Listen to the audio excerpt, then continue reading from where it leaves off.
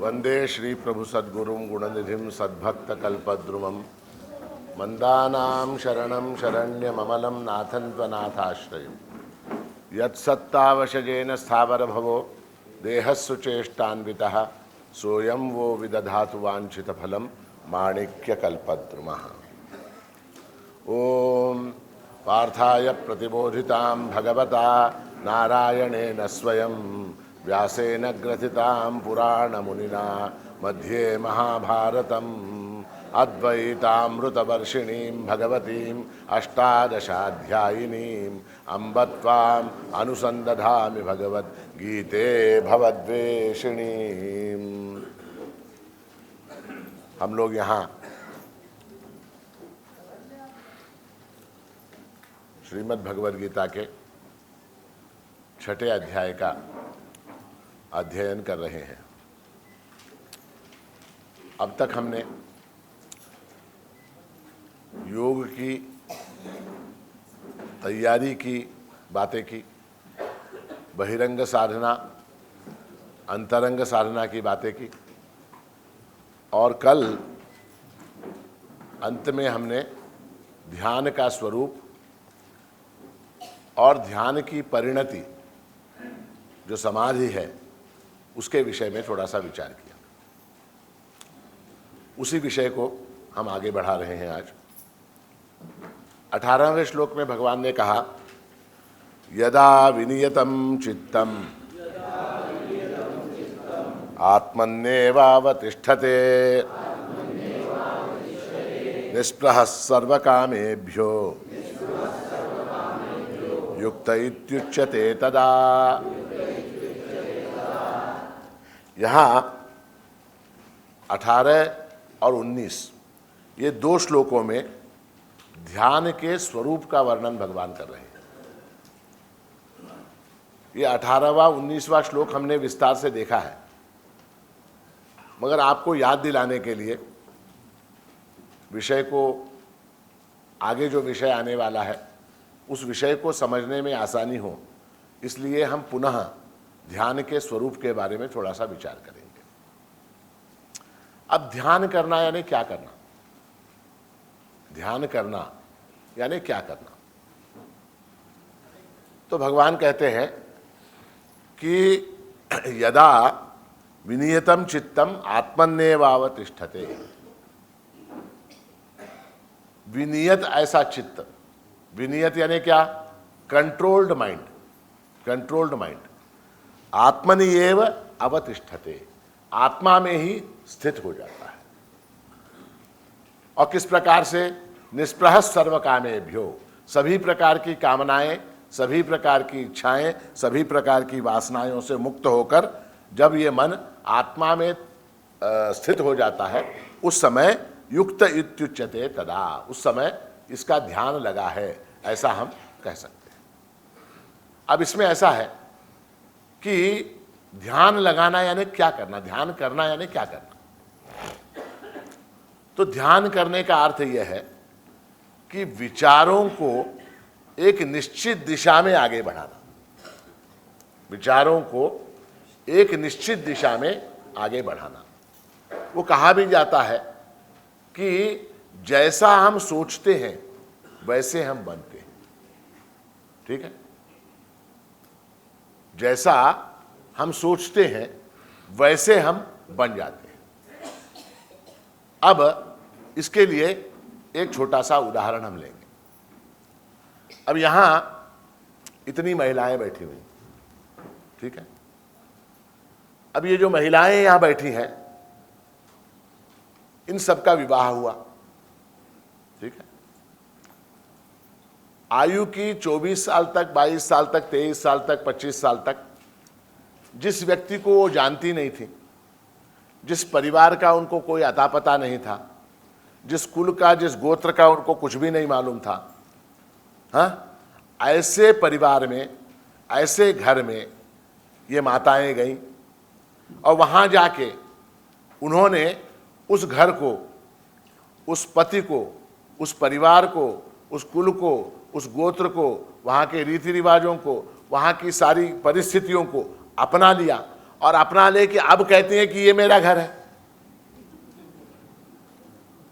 कि नहीं? हाँ? देखिए, इनका अभिनंदन कीजिए आप। नहीं, अभिनंदन कीजिए आप, इनका अभिनंदन कीजिए कि जिस व्यक्ति को आयु के 23, 24, 25 जो भी उम्र में शादी हुई, उस उम्र तक जानती भी नहीं थी, हाँ? उसको अपना पति मान लिया।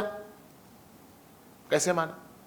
जिस घर में, जिस कुल में, जिस गोत्र में गई, जहां पर गई, जिस परिवार में गई, उस परिवार को अपना परिवार मान लिया, हाँ? और अब कहती है कि ये मेरा घर है, ये मेरा घर है। 24 साल तक, 23 साल तक, 25 साल तक आपका घर कौन सा था?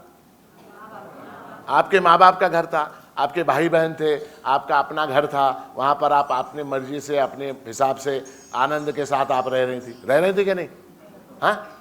फिर विवाह हुआ, फिर विवाह होने के बाद किसी दूसरे घर में गई। अब वहां जाने के बाद, हमारे घर की बात मैं आपको बता रहा हूं, हमारी बहनें हैं, वो जब माणिक नगर आती हैं तो कहते हैं, काय बाबा तुमच्या घरात अन्नच वेळेवर मिळत नाही। हाँ, तुमच्या घरात, जहां पैदा हुई, जहां पर रही, जहां पर पली, जहां पर बढ़ी, जहां पर विद्याध्ययन किया, जहां इतने सखियों को जोड़ा, 24 साल तक, 23 साल तक, 22 साल तक हमारे घर में थी, और आज अचानक आहे तुमच्या घरात आम्हाला अन्न मिळत नाही, आमच्या घरात आम्ही 8 वाजता जेवतो। अरे, आमचं घर झालं, ते तुमचं घर कसं झालं? अब मैं आपसे प्रश्न पूछता हूं, जिस घर में विवाह करके आप गई, वो घर आपका कैसे हो गया? हाँ? आपने विचार के माध्यम से आपने विचार किया, विचार इस दिशा में किया, अपने मन को इस दिशा में प्रवृत्त किया, आता हे माझं घर आहे, आता हा माझा नवरा आहे, आता ही माझी सासू है, आता हा माझा सासरा है, अब ये मेरा परिवार है, अब यहाँ के रीति रिवाज ये मेरे रीति रिवाज, यहाँ की परंपराएं मेरी परंपराएं। ऐसा आपने विचार किया क्या नहीं? और विचार करके आप बिल्कुल उसमें घुल गई, आप घुल गई। अच्छा देखिए, एक घर में एक सास होती है, एक बहू होती है, अब वो सास क्या बोलती है, माझ्या घरात हिने कुठून आली? जब झगड़ा होता है तो बोलते, माझ्या घरात तू कुठून आलीस? तुझं कुठलं घर? तू पण कुठून तरी आलीसच, है क्या नहीं? हाँ? तो अब वो सास हो, चाहे बहू हो, चाहे कोई भी हो, उस घर में जो आई, उस घर में आके उस घर को अपना मान लिया, ये कैसे संभव हुआ? विचारों से संभव हुआ। आपने अपने मन को तैयार किया, आपने अपने मन को तैयार किया। क्या तैयार किया आपने अपने मन को? कि अब ये मेरा घर है, ये मेरा पति है, ये मेरी परंपरा है, ये मेरा गोत्र है, ये मेरा कुल है। यहां तक कि नाम बदल देते हैं लोग, नाम छोड़ देते हैं, नाम। ससुराल में जाने के बाद नाम बदल जाता है, और जो पुराने नाम से बुलाओ तो देखते भी नहीं है, कोणाला बोलावला कि क्या नहीं, ऐसा होता है। तो इसलिए जो काम महिलाएं कर सकती हैं, जो काम महिलाएं कर सकती हैं, वो हम सब कर सकते हैं। हम क्या मान के चल रहे हैं? मैं जीव हूं। मैं क्या हूं? जीव हूं। अब हमको क्या मानना है? मैं चैतन्य हूं, मैं आत्मा हूं। कोई दिक्कत है, कोई परेशानी है? उसके लिए क्या करना पड़ेगा? विचार करना पड़ेगा, विचार करना पड़ेगा। मन क्या है? ये विचारों का पुलिंदा। मन यानी कोई ऐसा हाथ पैर जैसा अवयव नहीं है। मन कैसा है कि मान लीजिए हाथ है, पैर है, उसके अंदर हड्डी है, उसके अंदर मांस है, उसके अंदर रक्त है। मन के अंदर हड्डी मांस वगैरह कुछ भी नहीं, वो कोई सॉलिड वस्तु नहीं है। मन क्या है? विचारों का समूह है, विचारों का समूह है। अब उन विचारों को जिस दिशा में आप बढ़ाएंगे वो वैसा ही बनेगा। यो यश श्रद्धा सएव सः, गीता में भगवान कहते हैं यो यश श्रद्धा, जिसकी जैसी श्रद्धा है वो वैसा बन जाता है। तो मन को, विचारों को ट्रेन करने का नाम ध्यान है। मन को, विचारों को ट्रेन करने का नाम ध्यान है। तो ध्यान जब हम करते हैं तो क्या हो जाता है? यदा विनियतम चित्तम, चित्त को विनियत करके आत्मनि एव अवतिष्ठते। तो आत्मा में मन को स्थिर करना, स्थिर करना यानी क्या करना? जैसा कल मैंने आपको बताया, क्या? विचारों को एक ही दिशा में प्रवृत्त करना। क्यों सर? विचारों को हम बढ़ाते हैं आगे। हमारी शक्ति के बिना विचार नहीं बढ़ सकते हैं। कल मैंने आपको उदाहरण दिया, गुणातीत निर्गुणा निरंजना तो सद्गुरु अखंड अद्वैत आनंदेश्वरादिगंबरु निराकार निष्कलंक शुद्ध सत्वजाणिक देह नवे रूप नवे नाम नवे माणिक। इस दिशा में विचारों को प्रवृत्त करना, इसका नाम ध्यान है। देखिए, विचारों को जो क्या कहते हैं मराठी में, खत पानी म्हणतो कि नहीं अपन, विचारों को जो खाद डालते हैं वो हम डालते हैं। विचार जैसा पानी जैसा खाद हम विचारों को डालेंगे, विचार वैसे बढ़ेंगे। तो इसलिए जो है ध्यान करने में विचारों को एक सुनिश्चित दिशा में आगे बढ़ाना। वो दिशा कौन सी? तो दिशा ये कि मैं जीव नहीं हूं, मैं चैतन्य हूं, मैं आत्मा हूं, ऐसा मानना। उसके बाद ध्यान के स्वरूप में एक और महत्व का श्लोक आया, यथा दीपो निवातस्थो नेंगते सोपमा स्मृता योगिनो यथ चित्तस्य युञ्जतो योगमात्मनः। अब जो है ध्यान के स्वरूप में एक और महत्व की बात कि ध्यान जो होता है वो दो प्रकार से हम कर सकते हैं। एक शब्द की सहायता से कर सकते हैं और दूसरा रूप की सहायता से कर सकते हैं। शब्द की सहायता से ध्यान और रूप की सहायता से ध्यान। कल मैंने आपको उदाहरण दिया, प्रभु महाराज के चित्र का उदाहरण दिया, तो ये क्या हुआ? ये रूप की सहायता से ध्यान हुआ, रूप की सहायता से ध्यान हुआ। और शब्द की सहायता से ध्यान कैसे? वो भी कल मैंने आपको उदाहरण दिया। हाँ, आज बिटे बरी निट विठल सखा देखिए लागे, शब्द है। शिवाकार मुकुट मस्तकासी फार शोभतो, हाँ, कुंडलाच तेज पाहुनी रवि लाज वाटतो। तो ये सारा ये क्या है? शब्द है।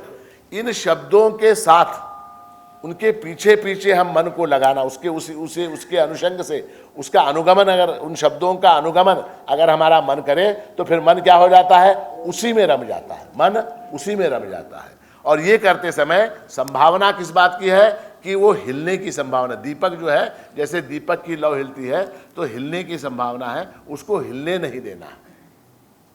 यथा दीपो निवातस्थः, बिना हवा के स्थान के ऊपर जैसे दीपक होता है, एक लौ जैसे उसकी जलती है, उस तरह से विचारों की जो गति है वो उसी दिशा में बढ़नी चाहिए। इसका नाम ध्यान है।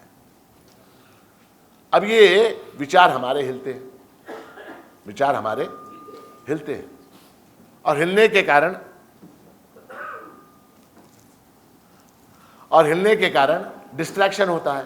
और एक डिस्ट्रैक्शन हुआ, मैंने आपको उदाहरण दिया, एक अगर डिस्ट्रैक्शन हुआ तो फिर समझिए फिसल गए पूरा का पूरा। शक्कर से मिठाई बनती, मिठाई से शादी, शादी से सास, सास से सास का भाई, चले आप आगे उधर ही जाते।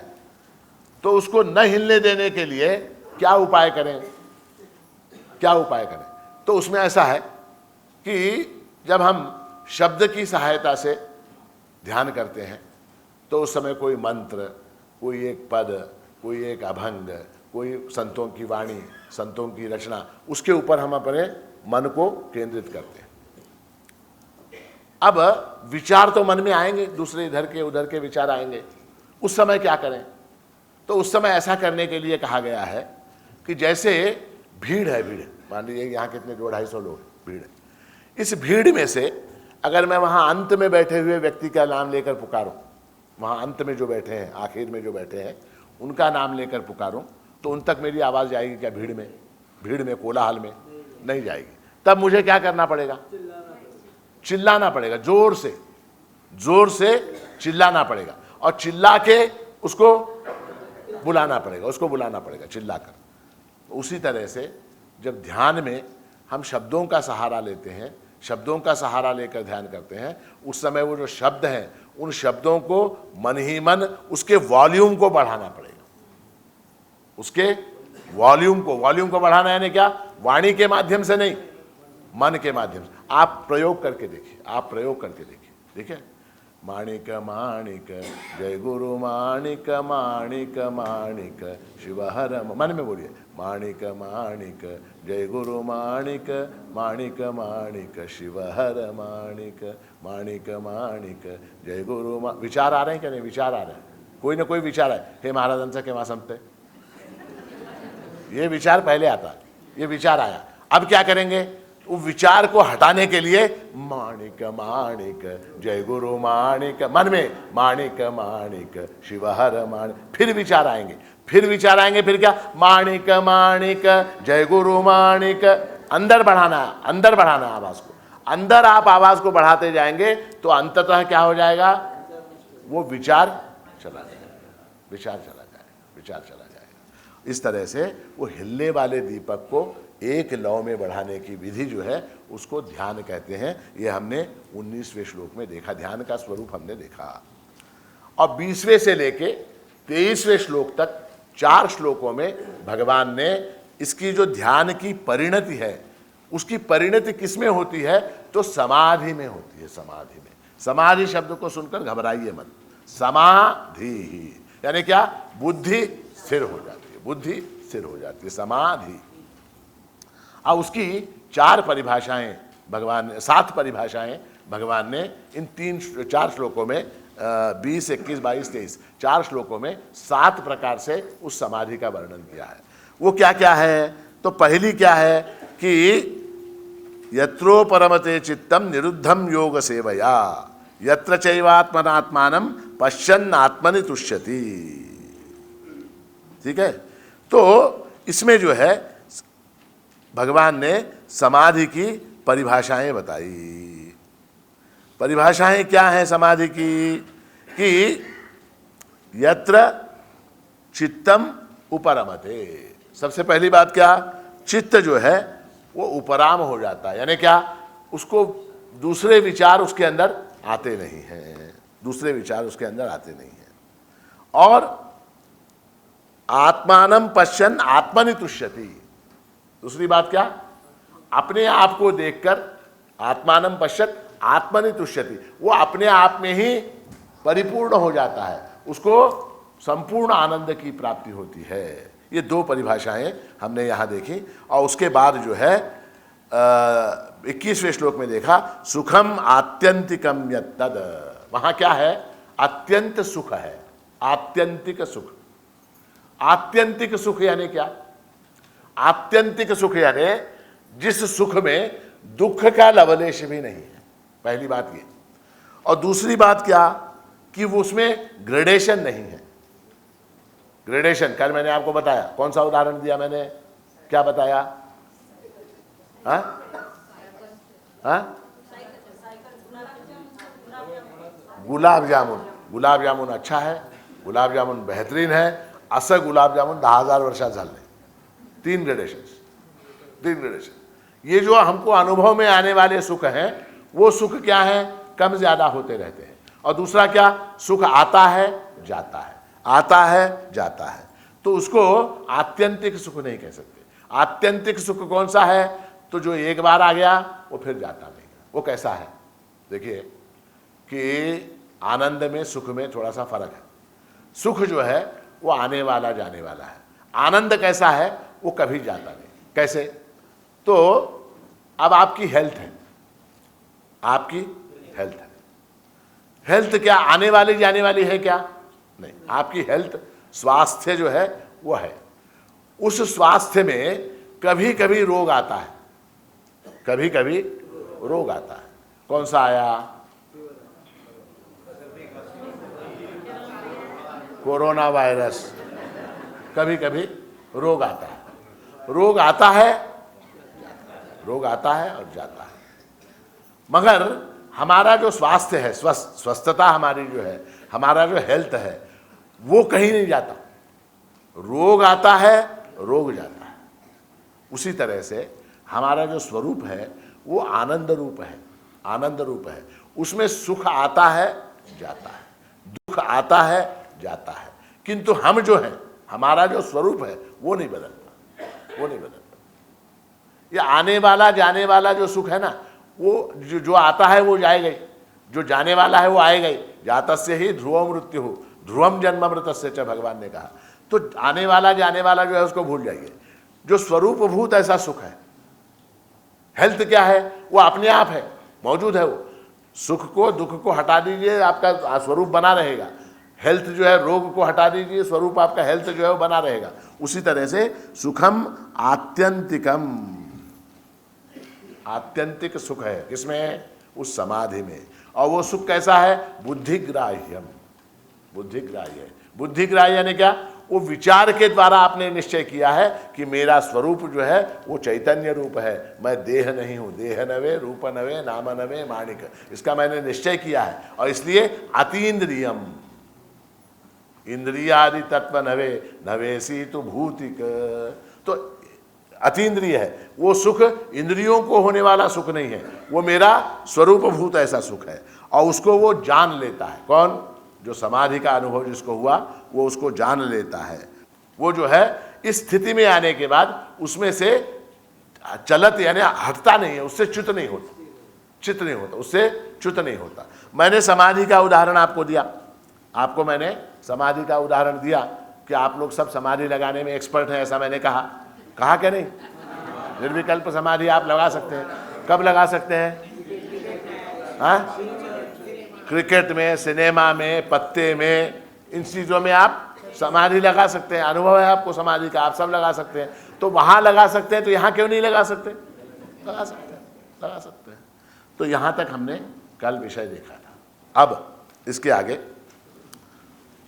5वीं परिभाषा, 22वां श्लोक। यन् लब्ध्वा चापरं लाभं मन्यते नाधिकं ततः यस्मिन् स्थितो न दुःखेन गुरुणापि विचाल्यते। अब यहाँ पर समाधि का एक और लाभ, एक और परिभाषा भगवान बता रहे हैं। ये 5वीं परिभाषा है और इसमें भगवान कहते हैं यन् लब्ध्वा चापरम लाभम मन्यते नाधिकम ततः। इस लाभ को प्राप्त करने के बाद, इस लाभ को प्राप्त करने के बाद किसी अन्य लाभ की अपेक्षा उसको नहीं रहती। वो मानता ही नहीं है कि इससे बड़ा कोई लाभ हो सकता है, इससे बड़ा कोई लाभ हो सकता है, इसको वो मानता ही नहीं।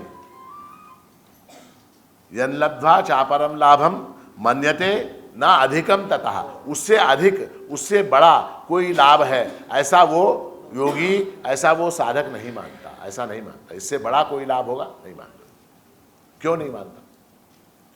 क्यों नहीं मानता? इसलिए नहीं मानता क्योंकि ये जो लाभ है, किस बात का लाभ है? समाधि सुख का जो लाभ है, उससे बड़ा कोई लाभ नहीं है, ऐसा वो नहीं मानता। इसलिए नहीं मानता क्योंकि जितने भी सुख उसको मिल रहे हैं, जितने भी सुख उसको मिल रहे हैं, वो सब क्या हैं? उसकी कामनाओं के शांत होने के फल हैं। थोड़ा सा विचार करें, जो भी सुख हमको मिलता है वो कामना के शांत होने के बाद मिलता है। मिलता है क्या नहीं? कोई भी कामना हो, खाने की कामना, पीने की कामना, सोने की कामना, पहनने की कामना, सिनेमा देखने की कामना, आइसक्रीम खाने की कामना, जो भी कामना हो, वो कामना शांत होने के बाद सुख होता है। होता है क्या नहीं? आपको अब क्या आइसक्रीम खाने की इच्छा हुई, आपको आइसक्रीम खाने की इच्छा हुई, तो इच्छा हुई तो दुख हुआ। आईस्क्रीम कुठे मिळेल, कधी मिळेल, काय मिळेल? माणिकनगरला एक आईस्क्रीमचं दुकान पण नाही, आमच्या मुंबईला 100 आहेत, है ना? दुख होता।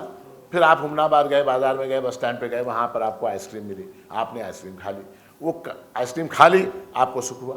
हुआ क्या नहीं? आपको ऐसा लगता है कि आपने आइसक्रीम खाई इसलिए आपको सुख हुआ। करेक्ट है?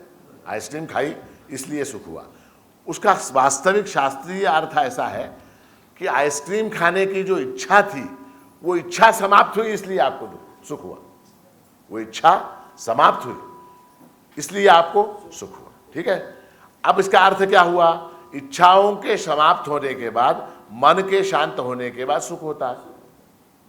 ठीक है? इच्छाओं के समाप्त होने के बाद, मन के शांत होने के बाद सुख की प्राप्ति होती है। अब यहां क्या हो गया? यहां मन आपका शांत हो गया, समाधि में आपका मन शांत हो गया, और शांत होने के बाद क्या?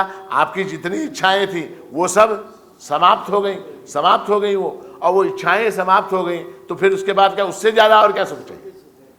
उससे ज्यादा और क्या अधिक लाभ हो सकता है? हमारा फायदा क्या? हम किसको फायदा मानते हैं? 1 लाख रुपए अगर मिले तो फायदा, 2 लाख मिले और बड़ा फायदा, 3 लाख मिले और बड़ा फायदा। ठीक है? अब वो 3 लाख मिलने के बाद अंततः उसका फल क्या? तो मन की शांति ही फल है। 3 लाख मिले तो क्या हुआ? मन शांत। हाँ, अब वो 3 लाख की झंझट है ना, मन अगर ऑटोमेटिकली शांत हो रहा है, बगैर 3 लाख के शांत हो रहा है, तो उससे बड़ा और क्या फायदा है? वहां पर एक ट्रांजैक्शन आप कर रहे हैं और वहां पर आपको सुख है। एक व्यवहार आप कर रहे हैं, उस व्यवहार में आपको सुख है, उसमें रिस्क भी है, उसमें रिस्क भी है। क्या आपने वो आइसक्रीम खाई, आपने वो आइसक्रीम खाई और वो खाने के कारण कोरोना आ गया, तो क्या करेंगे? वहां रिस्क है। वो जो लाभ है कौन सा? आइसक्रीम खाकर सुख पाने का जो लाभ है, वो लाभ बगैर दुकान पे गए, बगैर पैसे दिए, बगैर आइसक्रीम खाए अगर आपको मिल रहा है, तो वो लाभ बड़ा या ये लाभ बड़ा? ये लाभ बड़ा, ये लाभ बड़ा। इसलिए भगवान कहते हैं यम लब्ध्वा चापरम लाभम मन्यते नाधिकम ततः यस्मिन् स्थितो न दुःखेन गुरुणापि विचार्यते। यस्मिन् स्थितः, इस अवस्था में जो स्थित हो जाता है, वह बड़े से बड़ा दुख आने पर भी न विचाल्यते, वो विचलित नहीं होता। बड़े से बड़ा दुख आ जाए, बड़े से बड़ा दुख आने पर भी वो विचलित नहीं होता। विचलित क्यों नहीं होता? विचलित, ये छठी परिभाषा है कि यस्मिन् स्थितः गुरुणापि दुःखेन न विचाल्यते, ये छठी परिभाषा है समाधि की। अब जो है वो विचलित क्यों नहीं होता? इसलिए नहीं होता क्योंकि ये जितने भी दुख हैं, वो जितने भी दुख हैं, उनका संबंध किससे है? सही बात, हमारे पापों से। एक तो हमारे पापों से, दूसरा उसका प्रभाव किसके ऊपर पड़ता है? तो हमारे शरीर के ऊपर, हमारे मन के ऊपर, हमारी बुद्धि के ऊपर पड़ता है। ठीक है, हमारे मन के ऊपर, हमारे शरीर के ऊपर, हमारी बुद्धि के ऊपर उसका प्रभाव पड़ता है। और जैसा इन्होंने कहा, बहुत सही कहा, कि हमारे पापों का फल है दुख।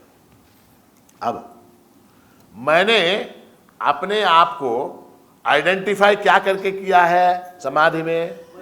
मैं चैतन्य स्वरूप आत्मा हूं, देह नवे, रूप नवे, नाम नवे, माणिक। मैं, मेरा नाम भी नहीं है, मेरा कोई रूप नहीं है, मेरा कोई देह नहीं है, मेरा कोई कुछ नहीं है। ठीक है, अब अगर मान लीजिए वो दुख होता भी है, वो दुख होता भी है, तो किसके पापों के कारण दुख होता है? देह, मन, बुद्धि, इनके पापों के कारण उनको दुख हो रहा है। उनके पापों के कारण उनको दुख हो रहा है। मेरा संबंध क्या? अब फिर यहां पर उदाहरण, शादी हुई, ठीक है, लड़की जो है अपने पति के घर गई, अपने पति के घर गई, ठीक है। अब कल्पना कीजिए, एक भाई है, एक बहन है, बहन की शादी हुई, बहन जो है शादी करके अपने पति के घर गई।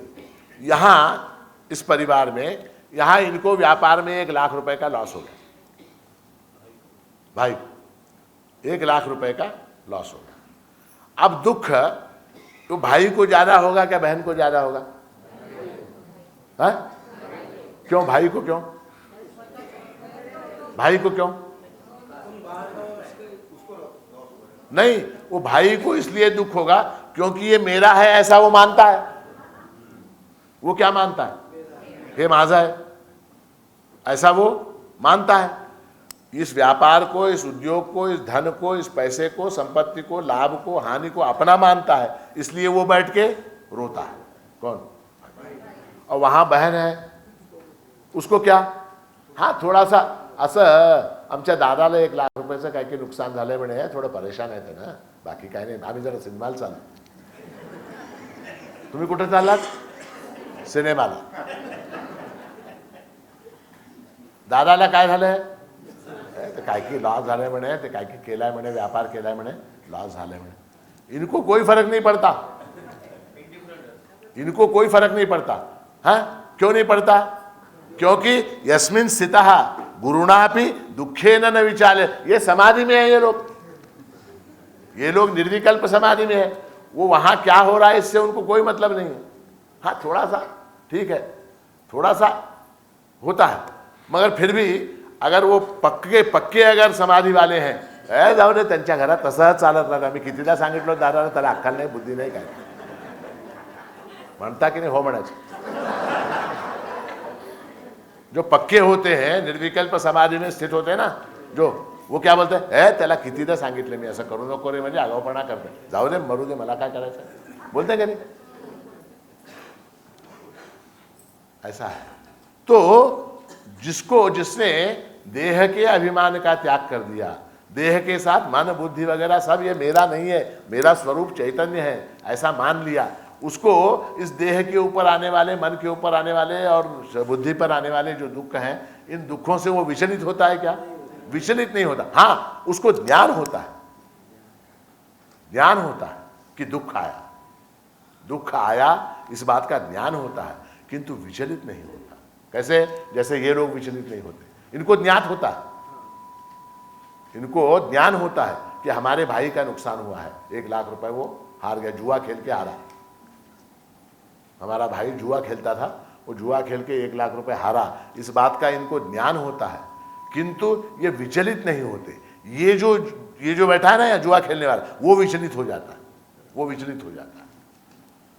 तो छठी परिभाषा हमने क्या देखी कि कितना भी बड़ा दुख आए, वो समाधि में स्थित जो है, ध्यान योग का अभ्यास जो है, उसको गुरुणापि दुखेन न विचार लेते. गुरुणा यानी कि बहुत बड़ा दुख, बहुत बड़ा दुख, ऐसा बड़ा दुख भी उसको विचलित नहीं करता. अब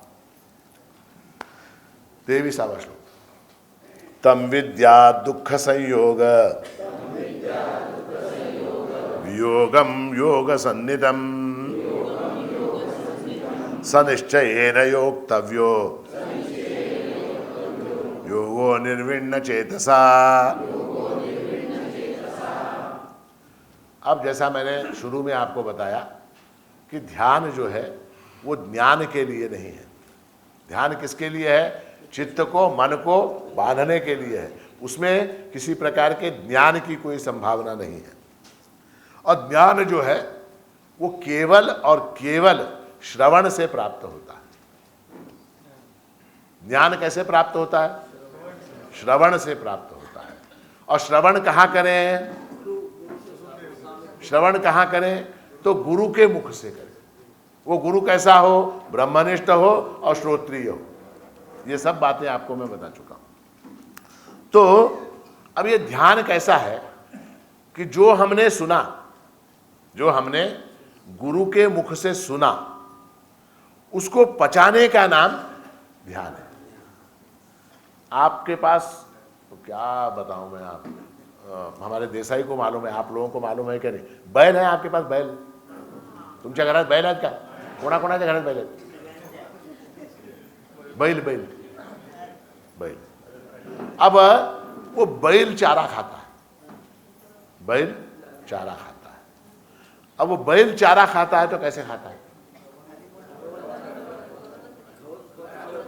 आपके जैसे खाता है क्या वो? फिर क्या करता है वो? उसको अपने मुख में या कुठं गळ्यात ठेवता है, कुठं ठेवते से पोटामध्ये से, अच्छा वो पेट में ही रखता है, उसको पचाता नहीं है. और बाद में आराम से क्या करता है? उसकी जुगाली करता है. जुगाली करना है क्या? मराठी में रवंत करना, रवंत. तो जो श्रवण आप यहाँ कर रहे हैं, जो श्रवण आप यहाँ कर रहे हैं, पिछले 5 दिनों से कर रहे हैं, रात में भी कर रहे हैं, दिन में भी कर रहे हैं, सुबह शाम कर रहे हैं, ये श्रवण जो आप कर रहे हैं, इसको अपने अंदर रख के ध्यान के समय करना क्या है? जैसे बैल जुगाली करता है, वैसे जो मैंने सुना, जो मैंने सुना, क्या सुना मैंने? देह नवे, रूप नवे, नाम नवे, माणिक, ये सुना. तो इसके ऊपर विचार करना, इसके ऊपर विचार करना और मन को उसी दिशा में प्रवृत्त करना, यही विचार करने के लिए प्रवृत्त करना, उसका नाम ध्यान है, उसका नाम समाधि है. इसमें ऐसा है, इसमें एक छोटी सी प्रोसेस है. प्रोसेस ऐसी है कि आज तक जिसको हम प्राइमरी मानते थे, आज तक जिसको हम प्राइमरी यानी प्राथमिकता जिसको देते थे, उसको सेकेंडरी मानना, और जिसको हम सेकेंडरी मानते थे उसको प्राइमरी मानना. समझ में आई बात? नहीं आई? आज तक जिन चीजों को मैं महत्व देता था, श्रवण से पूर्व मैं जिन चीजों को महत्व देता था, मैं किसको महत्व देता था? अर्थ काम। मेरे जीवन का उद्देश्य क्या? पैसा कमाना और मजा करना। मेरे जीवन का उद्देश्य क्या? पैसा कमाना और मजा करना, ये मेरे जीवन का उद्देश्य। ऐसा मैं मानता हूं क्या? नहीं मानता हूं? मानते, सब लोग मानते, ऐसा मानते हैं। तो हमारे प्राइमरी क्या था? पैसा कमाना, मजा करना, अर्थ काम, ये हमारा प्राइमरी था। अब उसका जो है फोकस चेंज करना है, और सेकेंडरी क्या था हमारे लिए? हमारे लिए सेकेंडरी क्या था? धर्म और मोक्ष, ये हमारे लिए सेकेंडरी था। जैसे उदाहरण मैं आपको देता हूं कि अक्सर जो है जब भी कोई उत्सव महोत्सव वगैरह होता है, अभी वेदांत सप्ताह उत्सव, तो हमको फोन आते, महाराज असं आहे 11 तारखेपासून सप्ताह सुरू होतं ना? हो, 11 तारखेपासून सुरू होतं. मग असं आहे महाराज, काय आहे की आमच्या मेवण्याचं लग्न ठरलंय. कधी आहे ते? 10च्या रात्री आहे. मग 10च्या रात्री असेल तर सकाळी 11च्या सकाळी तुम्ही निघून या. नाही असं आहे, ते काय आहे त्यांचं रिसेप्शन वगैरे आहे आणि मग ते पार्टी वगैरे आहे आणि आम्ही न गेलं तर ते बरं दिसत नाही. म्हणून मी असा विचार करतोय ह्या वर्षी न आलं तर चालेल का? न आलं तर चालेल. अरे मला का विचारतोस? तुझं नशीब, तुला यायचं असेल ये, न यायचं असेल येऊ नको तू. तो अब उसका प्राइमरी क्या है? उसका प्राइमरी जो है वो साले की शादी, वो रिसेप्शन, वो पार्टी, वो फलाना, वो डिमकाना, ये सब उसका प्राइमरी है. और सेकेंडरी क्या था? उसके मन में है वेदांत सप्ताह महोत्सव में आना, उसके मन में है, आने की इच्छा है, मगर वो सेकेंडरी है. अगर साले की शादी 8 तारीख को हो जाती तो वो 11 तारीख को जरूर आता. चूंकि साले की शादी 10 तारीख की रात को है और वो पार्टी सुबह 4 बजे तक चलने वाली है, तो 11 तारीख को नहीं आ सकता. ठीक है, तो प्राइमरी क्या? साले की शादी प्राइमरी और वेदांत सप्ताह उत्सव सेकेंडरी. अब दूसरा देखिए, दूसरा क्या परिवर्तन कि साले की शादी है या और कुछ है, महाराज ते सगळं ठीक आहे पण मी 11 तारखेला येऊन आलो. ये क्या है? ये प्राइमरी हो गया. उससे ज्यादा महत्व हमने इसको दिया. तो ध्यान में, वेदांत में, अभ्यास में, योग में, समाधि में क्या है कि अर्थ काम के ऊपर हमारा जो फोकस है, उस फोकस को निकाल के कहां रखना है? धर्म मोक्ष के ऊपर रखना है. ये उसका सार है, ये उसका जिस्ट है. अब ये 7वीं परिभाषा यहां पर भगवान बता रहे हैं कि अब क्या है. तीसरी परिभाषा में भगवान ने कहा आत्यंतिकम सुखम. समाधि से क्या प्राप्त होता है? आत्यंतिक सुख प्राप्त होता है, ऐसा कहा. तो ये साधक क्या समझता है कि समाधि में मुझको सुख प्राप्त होगा, समाधि में मुझको सुख प्राप्त होगा, ऐसा वो समझता है. और ऐसा समझ के वो उसकी ओर आकर्षित होता है. किंतु समाधि में सुख प्राप्त होता है ऐसा जो कहा ना, उसका अर्थ ये है समाधि में दुख निवृत्त हो जाता है. थोड़ा सूक्ष्म है, थोडंसं सूक्ष्म है, थोडं जोर लावा कळेल. समाधि में सुख प्राप्त होता है, इसका अर्थ क्या है? समाधि में दुख निवृत्त होता है. दुख निवृत्त होने से क्या हो जाएगा? ऑटोमेटिकली सुख रहेगा ही वहां पर. ये समझने की बात है, थोड़ा सा सूक्ष्म है. आणखीन थोडं बुद्धी लावा, जोर लावा, कळेल. समाधि में दुःख समाप्त होता. दुःख समाप्त झालं की मग काय झालं? मग सुखच राहिलं. एकदा दुःख निघून गेलं की उरलं काय? सुख. श्रीखंड करता की नाही घरी? हा, घरी करता का चितळीचा आणता? घरी करावं. घरी करताना कसं करता? काय करता? कसं करता? तुम्ही सांगू नका हो, तुम्हाला काय येतं हे नाही सांगू. काय करता? एका पांढऱ्या कापडामध्ये दही घालून त्या दह्याला असं गाठ मारून त्याला असं टांगून ठेवतो. बरोबर आहे? मला तेवढं माहित नाही तरी उगीच सांगतो. त्याला दह्याला असं बांधून ठेवतो. त्याच्याने काय होतं? पाणी निथळून जातं आणि उरतं काय? चक्का. त्याला चक्का म्हणतात. ठीक है, पानी अपने आप निकल जाता है. पाणी निकलने के बाद चक्का बन. अच्छा, चक्का करायला काहीतरी विधी आहे का? भोगण्यामध्ये दही घालून त्याला हलवलं फिरवलं केलं तर चक्का होतोय का? त्याला काही विधी नहीं. चक्का करने के लिए कोई विधि नहीं है, उसको बना ही नहीं सकते आप.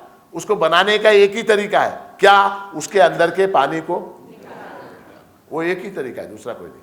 तो सुख अगर पाना है, सुख अगर पाना है तो क्या करना पड़ेगा? दुख को हटाना पड़ेगा. दुख गेलं की सुख आहेच. सुख जो है वो बाहर से लाने की वस्तु नहीं है. मैं हमेशा बताता हूं, किसी मॉल में, किसी बाजार में, किसी दुकान में, कहीं पर भी सुख आपको नहीं मिलेगा. सुख कहीं से भी आप बाहर से नहीं ला सकते. सुख बाहर से नहीं ला सकते. क्यों नहीं ला सकते? क्योंकि वो आपका स्वरूप है. क्योंकि वो आपका स्वरूप है. अग्नि को उष्णता कहीं से लानी पडती है क्या? आता समजा तुमच्या घरात अग्नी आहे चुलीमध्ये, आता ती अग्नी म्हणते थांब थांब थांब मी थोडं उष्णता घेऊन येते, माझी उष्णता कमी झाली, असं म्हणते का अग्नि? उसका स्वरूप है अग्नि यानी उष्णता. तो स्वरूप क्या है? स्वरूप यानी सुख. उसके अंदर दुख मिला हुआ है. उस दुख को हमने हटा दिया तो बचा क्या? सुख बचा. सुख बचा. तो यहां पर भगवान जो है 7वीं परिभाषा बता रहे हैं कि तम विद्या दुख संयोग वियोगम योग संदितम. तुम जिसमें दुखों का संयोग का वियोग है उसी को योग समझो.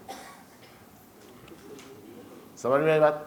जिसमें दुखों के संयोग का वियोग है. ज्या ठिकाणी दुःखाच्या संयोगाचा वियोग आहे. संयोग म्हणजे काय? मिसळणे. आता त्या दह्यामध्ये काय आहे? पाण्याचा संयोग आहे की नाही? तुमच्या घरातलं भोगण्यातलं जे दही आहे त्या दह्यामध्ये पाण्याचा संयोग आहे की नाही? पाण्याचा संयोग आहे.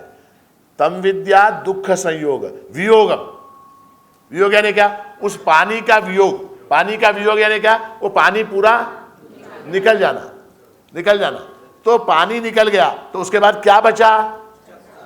योग सन्निध. दुख के संयोग के वियोग का नाम योग. देखिए कितनी सुंदर भाषा है. भगवान की भाषा कैसी है? तम विद्या, उसको तुम जान, तम विद्या करें उसको जानो, समझो. क्या? दुख संयोग वियोग. दुख के संयोग का वियोग. दुख संयोग वियोग योग सन्निधम, उसको योग कहते हैं. योग की परिभाषा भगवान बता रहे हैं. 7वें अध्याय 7वीं परिभाषा बता रहे हैं. अब स निश्चयेन योक्तव्य. अब यहां भगवान आदेश दे रहे, आज्ञा दे रहे कि ये ऐसा जो करना है वो निश्चयेन योक्तव्य. वो निश्चय पूर्वक करना ही चाहिए. जो साधक है उसके लिए ये कंपल्सरी है. हे केलंच पाहिजे. त्याशिवाय दुःखातून सुटका नाही. श्रीखंड करायचं असेल तर हे केलं पाहिजे की नाही? त्याशिवाय श्रीखंड होईल का? श्रीखंड आपल्याला करायचं आहे. हां, आता ते केल्याशिवाय श्रीखंड होईल का? कधीच होणार नाही. कोण आलं तरी होणार नाही. समजा तुमची सासू आली, आजी सासू आली, काही दुसरा उपाय काहीतरी सांगू शकते? हाँ, कोई उपाय नहीं है दूसरा. तुमको अगर सुख प्राप्त करना है, समाधि में स्थित होना है, योग प्राप्त करना है, तुमको अध्यात्म में प्रगति करनी है, मुक्त होना है, तो ये तुमको करना ही पड़ेगा. सनिश्चयेन योक्तव्य. और अनिर्विण्ण चेतसा. अनिर्विण्ण चेतसा संयोग निश्चयेन. उस योग को तुमको करना ही पड़ेगा. और अनिर्विण्ण चेतसा. अनिर्विण्ण चेतसा यानी क्या? अनिर्विण्ण चेतसा को मराठी में ऐसा मैं कहता हूं, न कंटाळता. न कंटाळता. क्या होता है कि अक्सर ऐसे जो ये अब ये कार्यक्रम हमारा क्या वेदांत शिक्षा शिबिर चल रहा है. आता सगळे येऊन बसलेत. आता मी एकटा खोलीवर राहिलो तर ते काय उगीच बरं दिसत नाही आपल्याला. म्हणून काय, ते आले म्हणून मी पण आलो. हां, सगळे गेलेत, मी एकटा तिथं माणिक विहारमध्ये बसून काय करू? हां, उगीच आपलं बसलेत बसलेत. तिथं काय उगीच उन्हाळा गरमी आहे, इथं कमीत कमी एसी तरी आहे म्हणून येऊन बसलो. हां, अब यहाँ बैठे.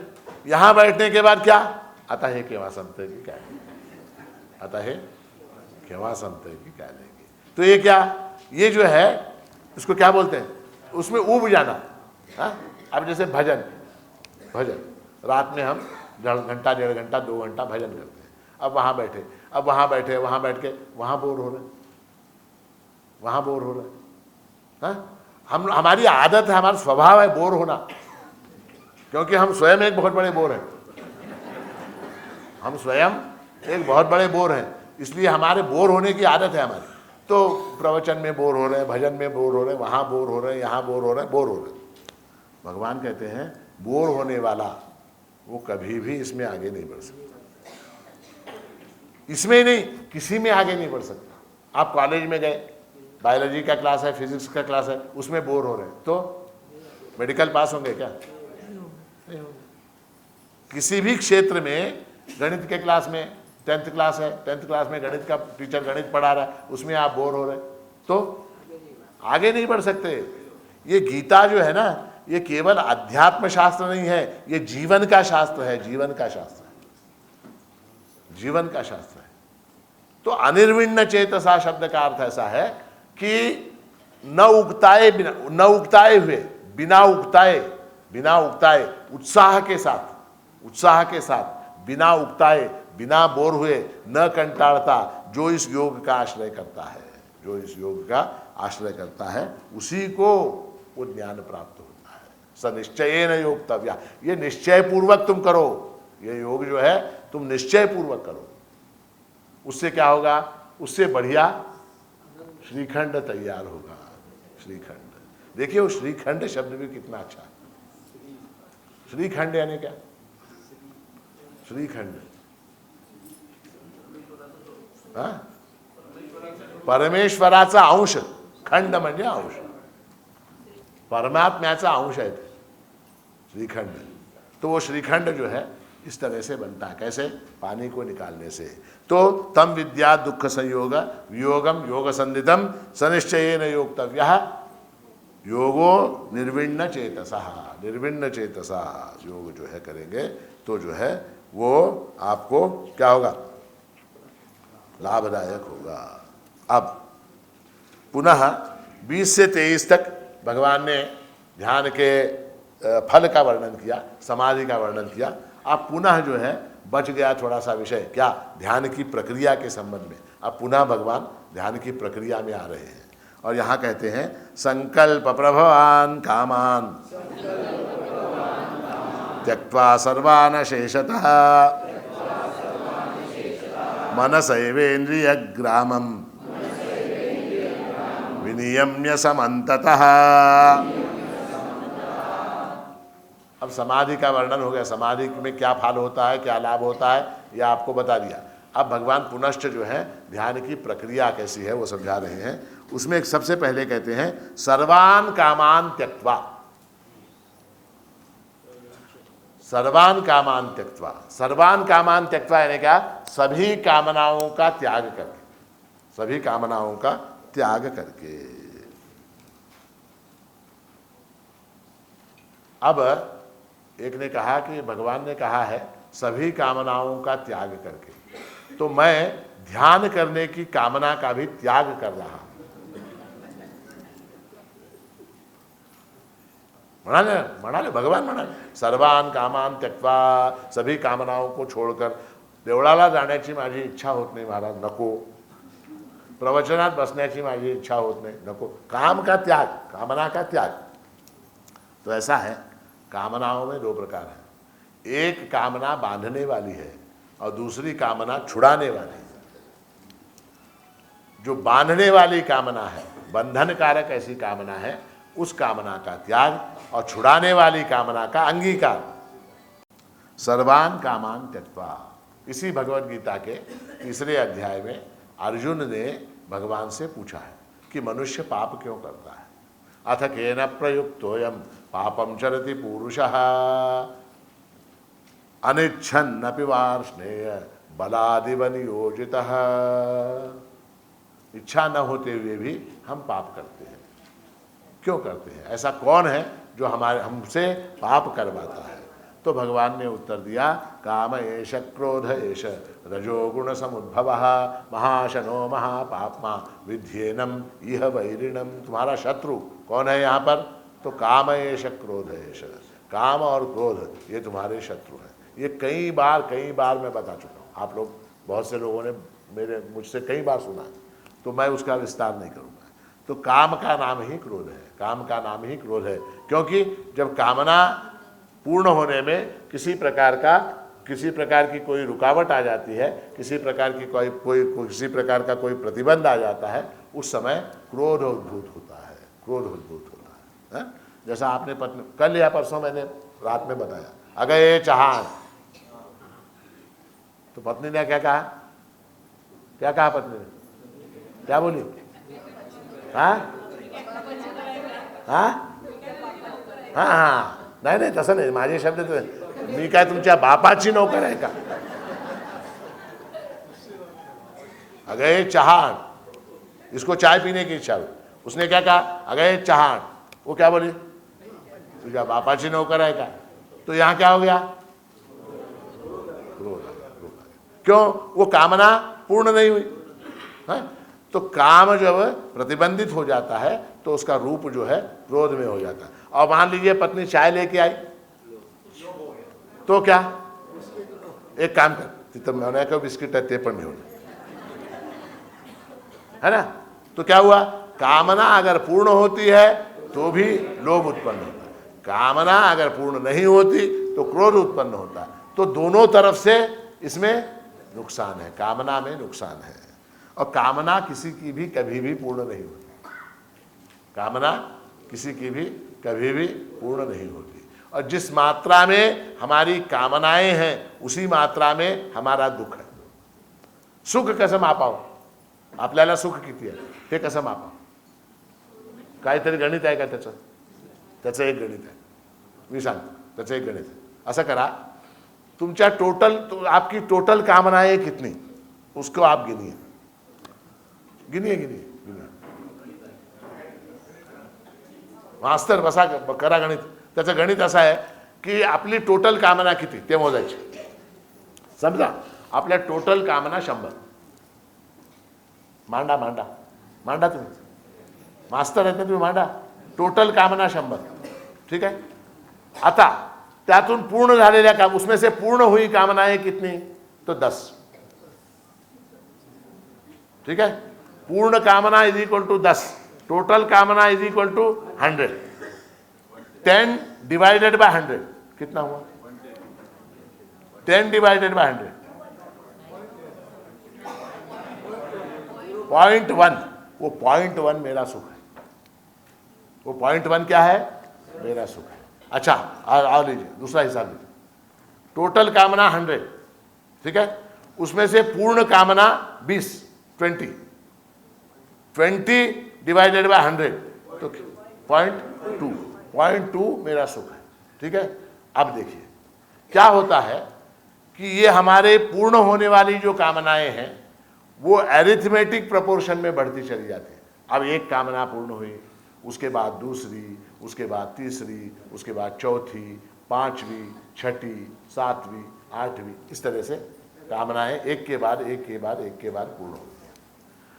और ये पूर्ण होने वाली कामनाएं, ठीक है। और हमारी टोटल कामनाओं की जो संख्या है वो ज्योमेट्रिक प्रोपोर्शन में बढ़ती है। आपको ज्योमेट्रिक प्रोपोर्शन, एरिथमेटिक प्रोपोर्शन मालूम है? 1 2 3 4 5 6 7 8 9 10, ये एरिथमेटिक प्रोपोर्शन है। ज्योमेट्रिक प्रोपोर्शन क्या है? 2 4 16 16 16 32 64 128 256 512 1024। ते पुढचं तुम्ही करा, मला एवढं माहिती, ठीक है। वो ज्योमेट्रिक प्रोपोर्शन में बढ़ती। आता बघा, एक कामना हमारी, ठीक है, एक कामना, पुनः गणित करा मास्टर, एक कामना, ठीक है। अब क्या हमारी, मान लीजिए 25 कामनाएं पूर्ण हुई, 25 लिहा, 25 कामना पूर्ण झाल्या, 25 कामना आपल्या पूर्ण झाल्या। आणि त्या 25 पूर्ण होजोपर्यंत खाली जे टोटल कामना आपल्या आहेत त्या 500 झाल्या। करा गणित करा, 25 डिवाइडेड बाय 500,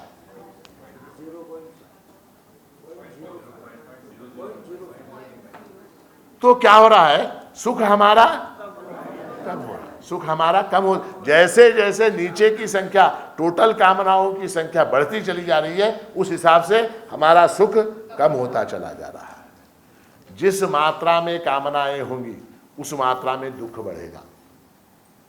आता माझं फेमस आहे, मी आतापर्यंत 1000 वेळेला सांगितलं. समजा माझी कामना काय, महाराज तुम्ही फार छान बोललात, 7 दिवस तुम्ही फार छान केलात, आता आम्ही आमच्याकडून फुल ना फुलाची पाकळी म्हणून तुम्हाला 5000 रुपये देतो, असं समजा तुम्ही म्हणाल. आणि माझी कामना जर 50,000ची असेल तर माझं लॉस किती?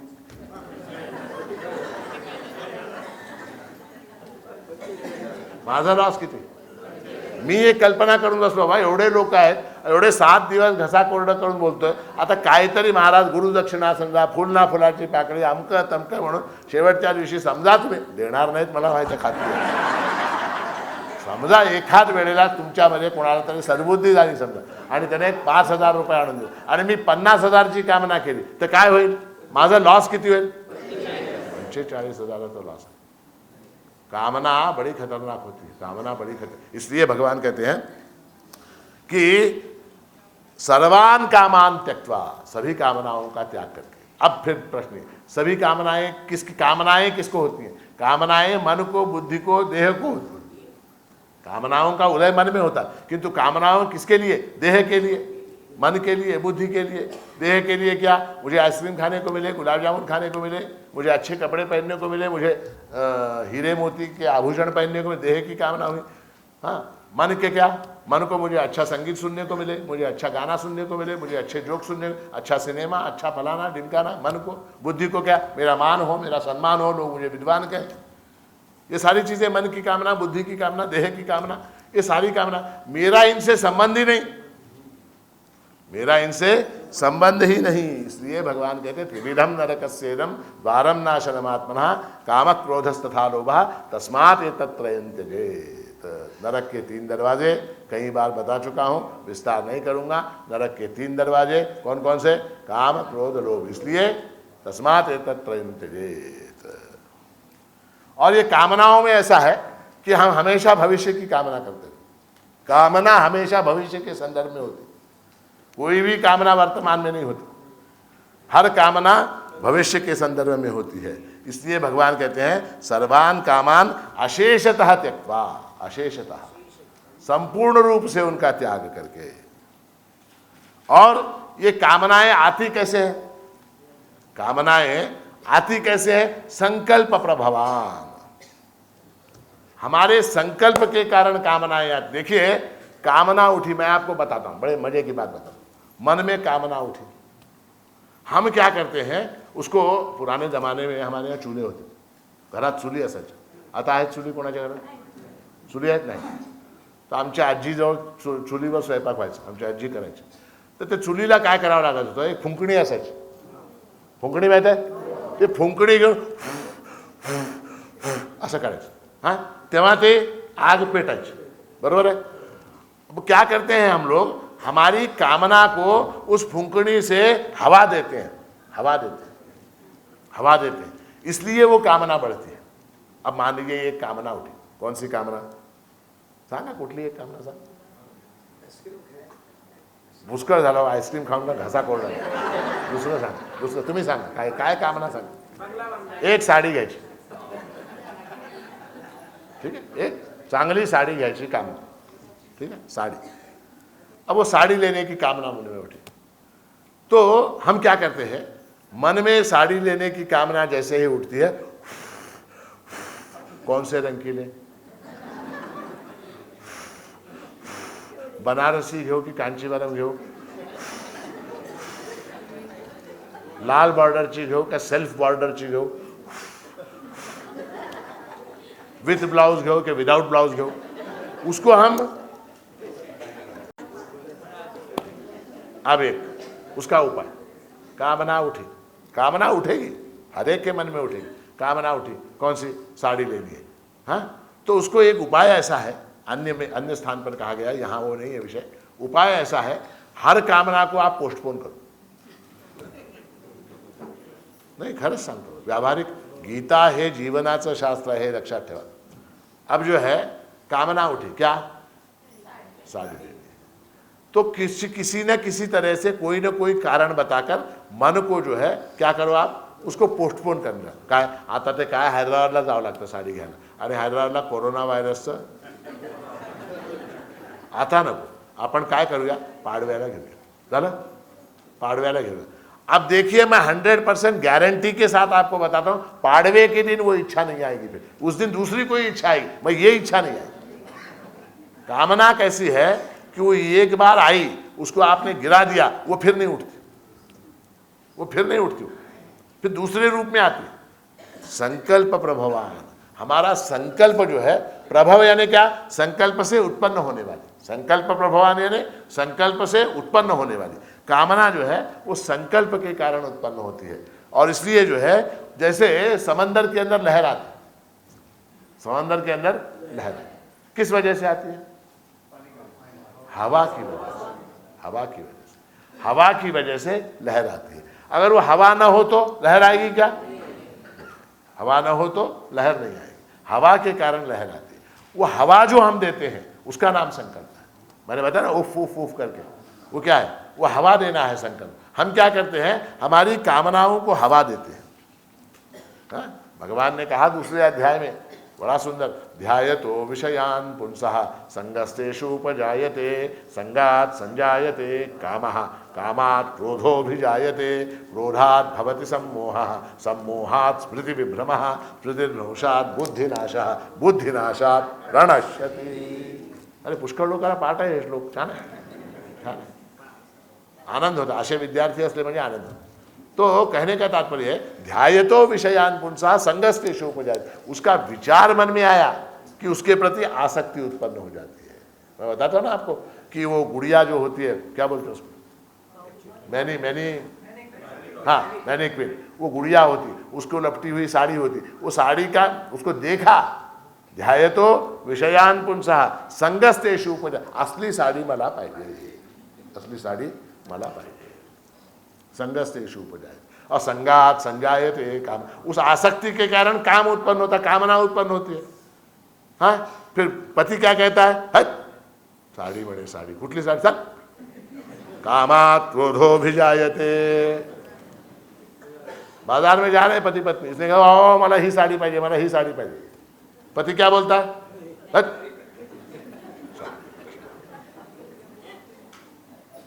तो कामात् क्रोधोऽभिजायते क्रोधात् भवति सम्मोहः। अब क्या, गुस्सा आ गया, गुस्सा आ गया, गुस्सा आने के बाद सम्मोह, सम्मोह यानी क्या, सम्मोह यानी मोह शब्द का अर्थ ऐसा है कि विवेक न होना, विवेक न होना। फिर क्या हो जाता है, 20 वर्ष झाले मी पाहते तुमचं असंच आहे, एकदाही घेऊन दिलं नाही तुम्ही, त्या म्हातारीला मात्र वाटेल ते आणून देता। कोण म्हातारी, वाटेल ते आणून देता, तिचा परवा चष्मा फुटला होता, ताबडतोब जाऊन दुरुस्त करून आणला। मी एक साडी मागितलं तर क्रोधात् भवति सम्मोहः सम्मोहात् स्मृतिविभ्रमः, स्मृतिविभ्रम हो जाता है। स्मृतिविभ्रम यानी क्या, फिर मैं क्या हूँ, मेरा स्वरूप क्या है, मैं किसके साथ किस तरह से बात करनी चाहिए, किसको कितना आदर देना चाहिए, वो सारी बातें भूल जाती, सारी बातें रोड के ऊपर जो थैले बैग जो भी होते हैं वो फेंक के वहाँ पर वो बैठ जाती है रोड पर। स्मृति विभ्रमः स्मृतिर्भ्रंशात् बुद्धिनाशः, और स्मृतिभ्रंश होने के कारण क्या, बुद्धिनाश हो जाता है, और बुद्धिनाश का फल क्या, बुद्धिनाशात् प्रणश्यति, फिर नाश हो जाता है। तो ऐसा ही ये काम है। तो भगवान कहते हैं कि ध्यान के समय संकल्प प्रभवान कामान त्यक्त्वा सर्वान अशेष, सर्वान कामान अशेषतः त्यक्त्वा, और कैसे, संकल्प से उत्पन्न होने वाले काम जो है।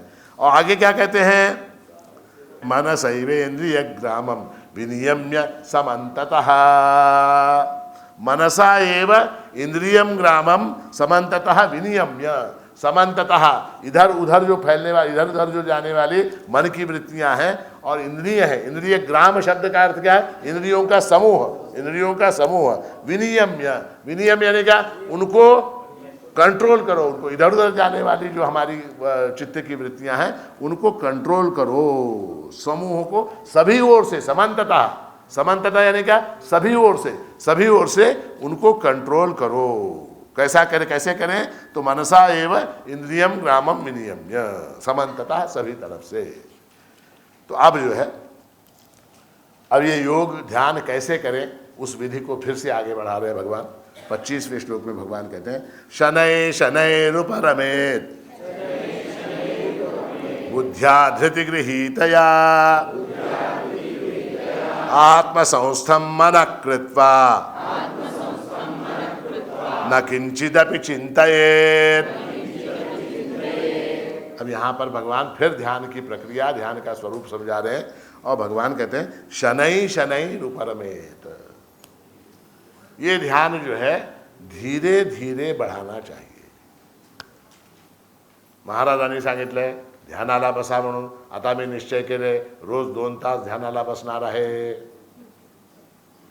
रोज 2 तास ध्यानाला अगये माझं आसन आण, अगये माझं ते आण, मगये माझं हे आण, सारी तैयारी करी। सारी तैयारी करके पहले दिन ये बेचारा बैठ गया, हाँ 2 घंटे के लिए, 2 घंटे के लिए बैठा। अब 2 घंटे के लिए बैठा, 2 घंटे मन को बांध के रखना आसान है क्या? हाँ नहीं मान सकते, 10 मिनट नहीं मान सकते, 2 घंटे क्या। अब उसने कहा, निश्चय किया 2 घंटे, तो जबरदस्ती 2 घंटे तक बैठा, जबरदस्ती 2 घंटे बैठा। और 2 घंटे बैठने के बाद उसकी कमर क्या बोल गई, हाँ, और मन तो वैसे ही बोर हो गया था, नसलेलं काहीतरी एक सांगते ध्यान करा म्हणजे दूसरे दिन से काय नको ग ते सगळं फालतू है, ऐसा होता है।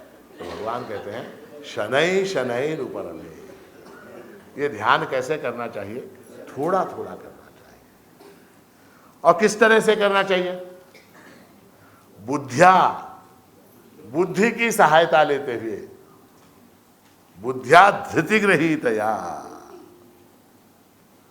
धृति यानी क्या? धैर्यपूर्वक, धैर्यपूर्वक जो है बुद्धि की सहायता लेते हुए ध्यान करना चाहिए। और कैसे करना चाहिए? शनै शनै, धीरे धीरे। आज कितना? 3 मिनट, कल कितना? 5 मिनट, परसों कितना? 10 मिनट, फिर 15 मिनट, फिर 20 मिनट, फिर आधा घंटा, 45 मिनट, 1 घंटा, 2 घंटा, 3 घंटा, 4 घंटा। देखिए हमारे यहाँ ऐसे ऐसे योगी हुए हैं, रमण महर्षि, रामकृष्ण परमहंस, विवेकानंद, हाँ घंटों ध्यान में बैठते थे, घंटों बैठते थे। प्रभु महाराज तो 3-3 दिन बाहर नहीं आते थे, अपनी कुटिया से 3-3 दिन बाहर नहीं आते थे, बैठे रहते थे ध्यान में 3-3 दिन तक। 3 दिन यानी कितने हुए? 72 घंटे। तो वो धीरे धीरे होता। ऐसे मी पण 3 दिवस बसणार आहे, शनै शनैरुपरमेत्, धीरे धीरे करना चाहिए। और कैसे करना चाहिए? आत्मसंस्थम मनः कृत्वा, मन को आत्मा में लगाना चाहिए। आत्मा में लगाना, मन को आत्मा में लगाना यानी क्या? मन में सतत आत्मा संबंधी विचार होने चाहिए। न किंचिदपि चिंतयेत्, उसके अतिरिक्त कोई विचार नहीं आना चाहिए। अगर आए तो उसको निकाल के फेंकना चाहिए, क्योंकि उसको उफ किया तो बढ़ जाता है, उसको आने नहीं देना। आत्मा के अतिरिक्त अनात्मा के संबंध में जो विचार आता है उसको कुछ दूध में गिर जाए मान लीजिए, तो जैसे निकाल के फेंक देते हैं वैसे उसको निकाल के फेंक देना है। न किंचिदपि चिंता आत्मसंस्थम मनः कृत्वा, ये महत्व का है। मन को आत्मा में लगाना, सतत जो है मैं आत्मस्वरूप हूं, ये ध्यान करना।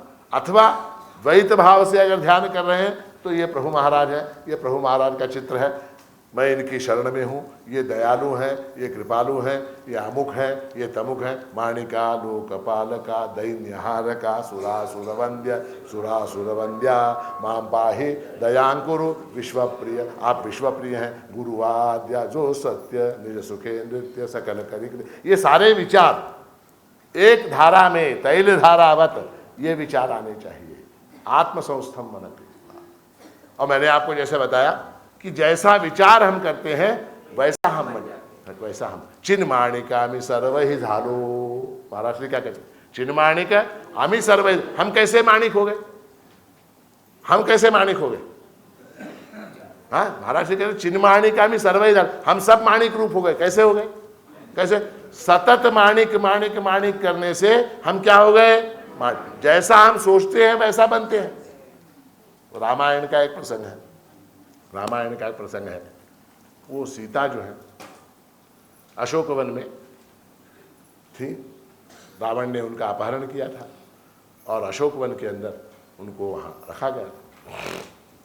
तो सीता जो है सतत राम नाम का जप करती, सतत राम नाम का जप, सतत राम नाम का जप। तो त्रिजटा वगैरह राक्षसियाँ थी, वो राक्षसियों का काम क्या था, वो वहाँ पर सिक्योरिटी अरेंजमेंट के लिए वो राक्षसियाँ थी। राक्षसियों ने देखा कि सीता बैठ के राम राम राम राम राम सतत राम राम करती थी। तो उसमें त्रिजटा नामक एक राक्षसी थी, हेड कांस्टेबल त्रिजटा। तो त्रिजटा ने कहा सीता से, एक दिन कहा कि ऐसा है, तुम राम राम राम राम करती हो, उसका फल मालूम है क्या है, तुम राम बन जाओगी। तुम क्या बन जाओगी? राम बन जाओगी। और तुम राम बन गई तो उसको क्या फायदा, किसको? क्यों बेकार ऐसा कर रही है ना? राम राम राम राम राम राम करने से तुम चिन्माणी का भी सर्वही डालो, माणिक माणिक करने से हम माणिक हो जाएंगे, तो राम राम करने से तू राम बन जाएगी। तू राम बन गई तो वो बैठा है वहां पर, उसको क्या फायदा होगा? हाँ, उगीच कशाला फालतू करते। तो सीता ने क्या उत्तर दिया मालूम? जैसे मैं यहाँ पर राम राम राम राम कर रही हूँ, वैसे वो वहां पर सीता सीता सीता कर रहा है। वो वहां पर सीता, वो सीता बन जाएगा। कौन?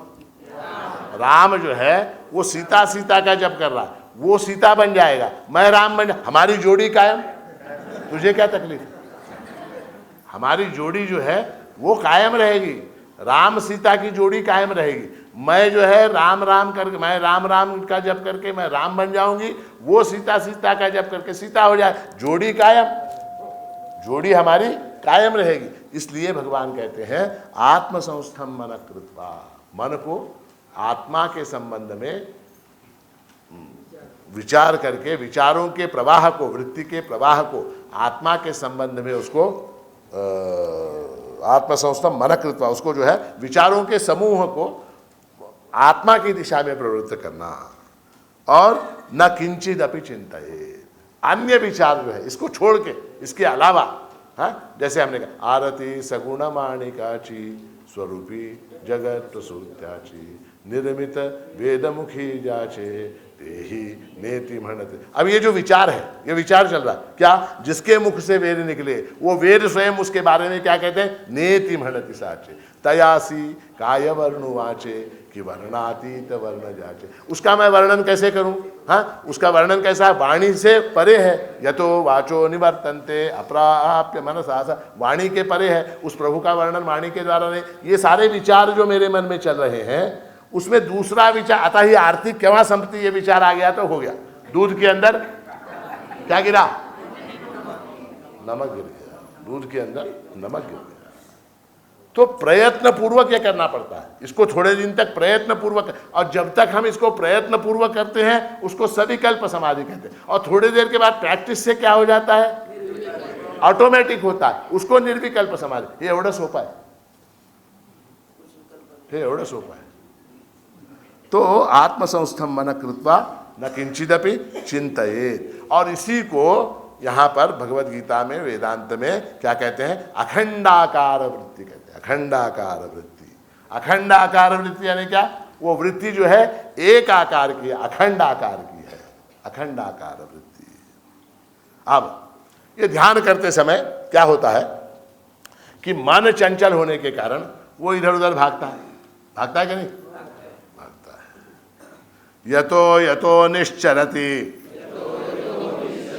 मनश्चंचलम अस्थिरम ततस्ततो नियम्यैतत् आत्मन्येव वशं नयेत्।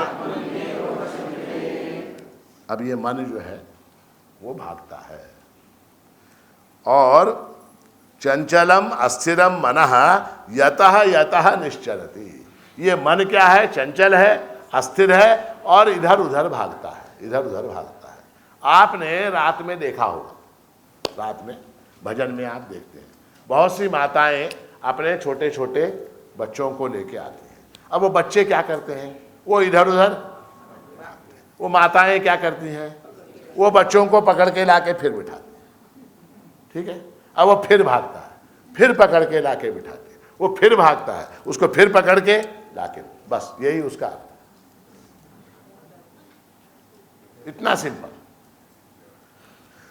चंचलम अस्थिरम मनः यतः यतः निश्चरति ततः ततः एतत् नियम्य आत्मनि एव वशम नयेत।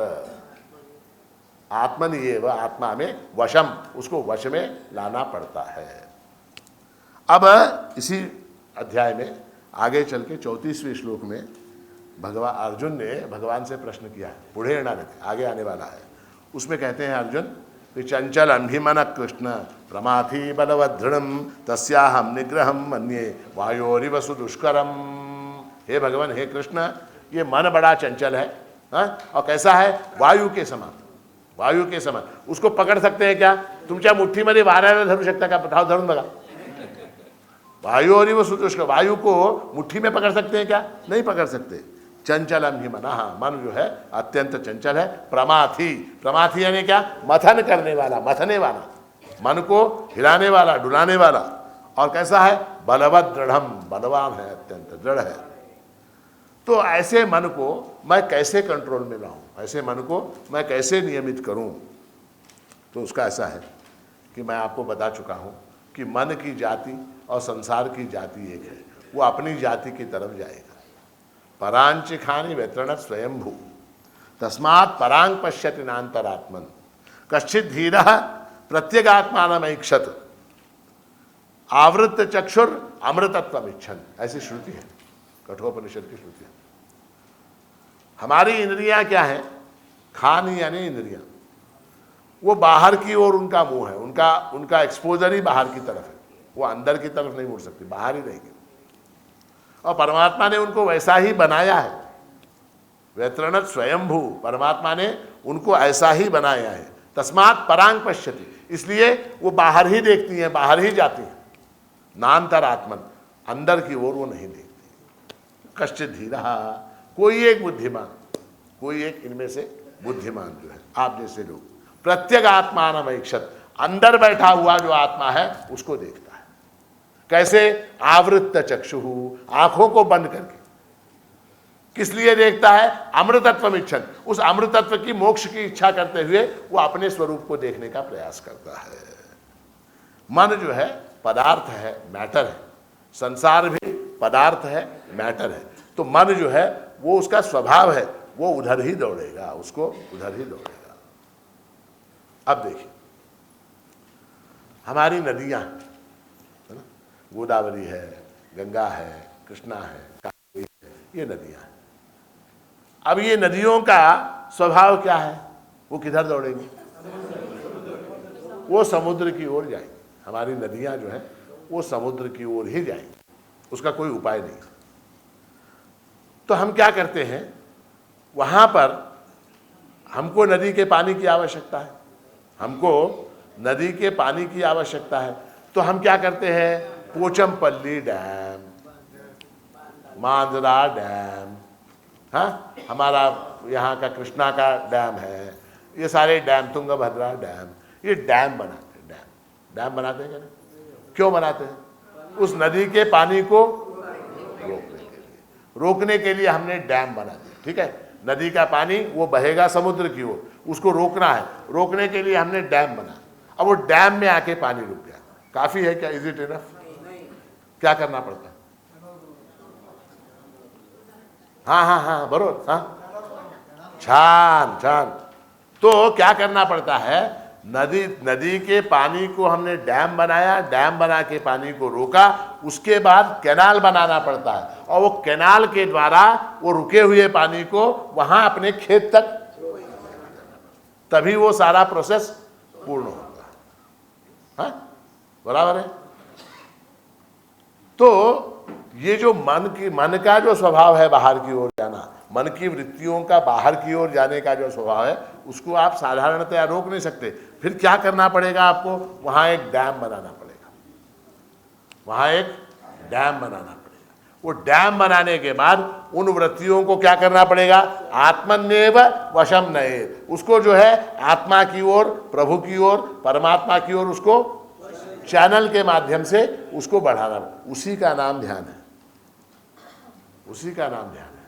मन की वृत्तियों, सारा डैम बनाना, कैनाल बनाना और वो पानी को खेत तक पहुंचाना, इसका नाम ध्यान है। तो कहने का तात्पर्य है कि यतः यतः चंचलम अस्थिरम मनः निश्चरति ततः ततः एतत् नियम्य आत्मनिएव वशम नयेत्। उसको जो है वश में लाना पड़ता है।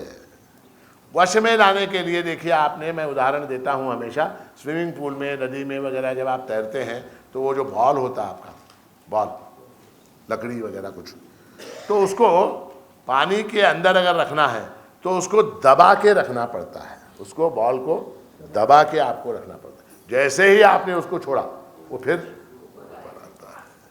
तो इसलिए उसको ऊपर नहीं आने देना है, बस ये ध्यान की प्रक्रिया है।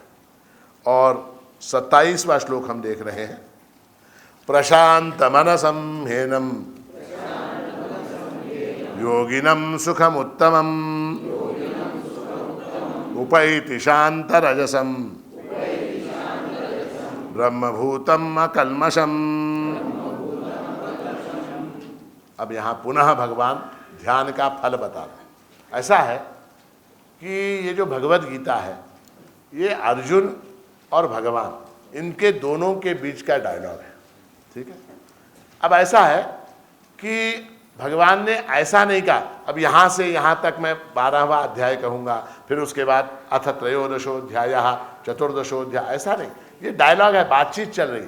अब इसके अंदर क्या है, बातचीत जब चलती है, संवाद जब चलता है, तो विषय जो है, एक विषय समाप्त होता है, फिर उसके बाद कुछ दूसरा विषय आता है, फिर पुनः पहला विषय आता है, फिर पुनः दूसरा विषय आता है। तो इस तरह से ये संवाद है। तो यहाँ पर इस संवाद में अब तक भगवान ने क्या, समाधि का वर्णन किया, समाधि का वर्णन के बाद फिर भगवान कहीं पे आए तो ध्यान की प्रक्रिया बताने लगे। अब ध्यान की प्रक्रिया यहाँ पर 26वें श्लोक तक कही। अब 27वें भगवान को क्या लग रहा, अब ध्यान का फल बता दो, अब ध्यान का फल बता दो।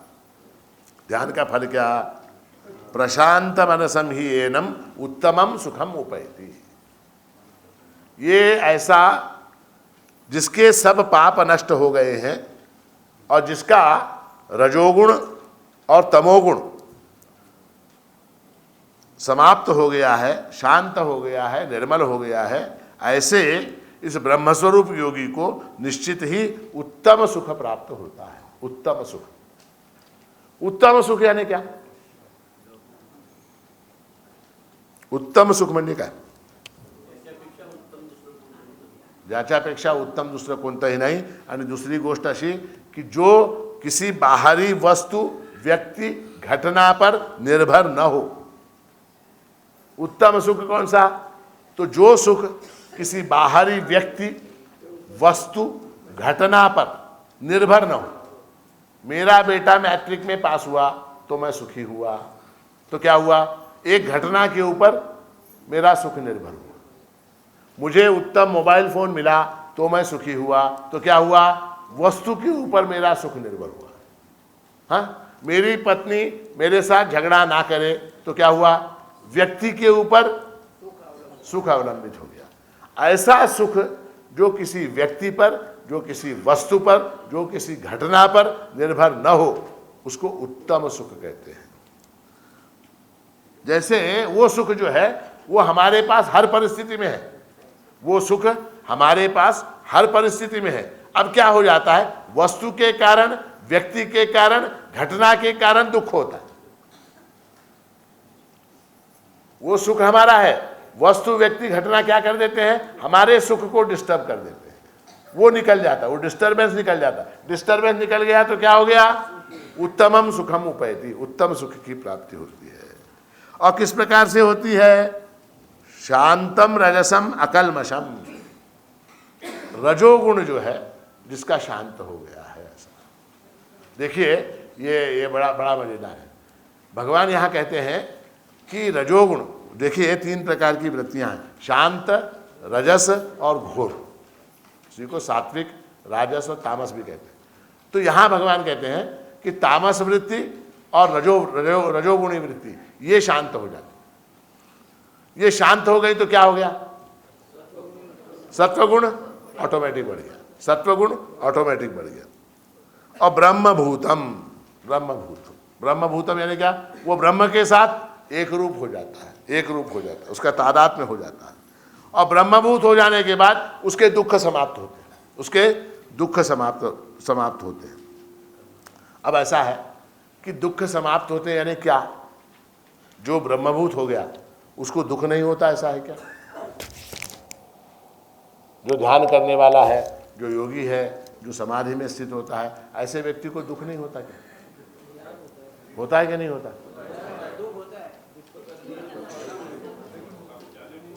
दुख होता है कि नहीं होता? दुख होता है, दुख होता है, किंतु क्या होता है, देखिए मैं आपको बताऊं, दुख होता है किंतु क्या हो जाता है, उसका रजोगुण और तमोगुण ये उसका अभिभव होने के कारण उस दुख की उसको अनुभूति नहीं होती। जैसे उदाहरण, सुबह के समय, सुबह 6 बजे आसमान में तारे होते हैं कि नहीं होते? 7 बजे, 7 बजे आसमान में तारे होते हैं कि नहीं होते? होते हैं। किंतु सूर्य के प्रखर प्रभाव के कारण उन तारों का अभिभव हो जाता है, उसको कहते हैं अभिभव यानी क्या, वो जो है होकर भी न होने के समान, होकर भी न होने के समान, उसको अभिभव कहते हैं, अभिभव। तो जो समाधि का अभ्यास करता है उसके दुख जो है समाप्त तो होते हैं, ऐसा नहीं है, दुख होते हैं, किंतु उसका जो उसकी जो साधना है उसके फलस्वरूप क्या हो जाता है कि उन दुखों का अभिभव हो जाता है, दुखों का अभिभव होता है। क्यों होता है, किस तरह से होता है? इस तरह से होता है कि हम जो हैं संसार को बदल सकते हैं क्या? आपण बदलू शकतो का? बायकोचा स्वभाव बदलू शकतो का? नवऱ्याचा स्वभाव बदलू शकतो का? नाही। सास का स्वभाव बदल सकते हैं क्या? नहीं बदल सकते। पुत्र का स्वभाव बदल सकते हैं?